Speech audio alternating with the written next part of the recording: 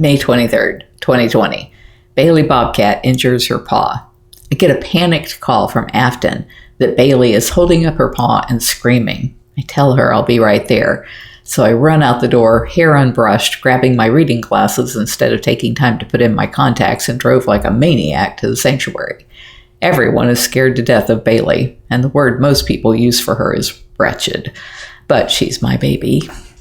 That doesn't mean she's going to let me scoop her up into a crate for observation, but it means I'll do whatever it takes to make sure she's okay. Thanks to COVID-19, the mask is fogging up my glasses with every breath, and I'm breathing pretty hard as we enter the cage.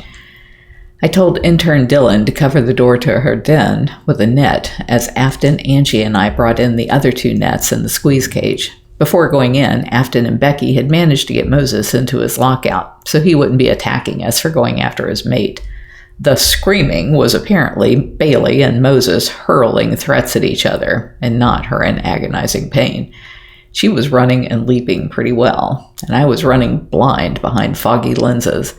Bailey ran for the den, and Dylan's net kept her from getting through the door, but he's never netted a cat before. Afton yelled to flatten the net against the ground, and he did an expert job of it. Afton got her net over her too, and Angie and I brought over the squeeze cage. Getting Bailey into the squeeze cage was a lot easier said than done, as she was really, really mad and lunging at my face and slapping at me with her paws while snapping the air between us with her teeth. I tried to lift the net toward her rear to dump her in, and she was a lot faster than me, but wasn't able to make contact due to the net. I am too old for this stuff. I sent Becky after a sheet. Why is it that every time we need to catch a cat, the person in charge never brings everything we need? It's not like they haven't done this 1,000 times.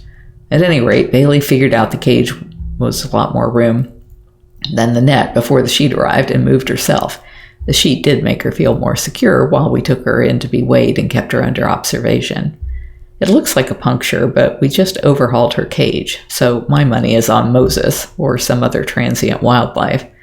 Dr. Justin is treating her with pain management drugs and antibiotics. Seeing her inside reminded me of how close I came to losing her all those years ago to canine distemper or parvo. I forget what, but it was more diarrhea than I've ever seen a cat have for weeks. She had to be hand-fed and have sub-Q fluids twice a day for weeks, but she pulled through. It's been years ago now.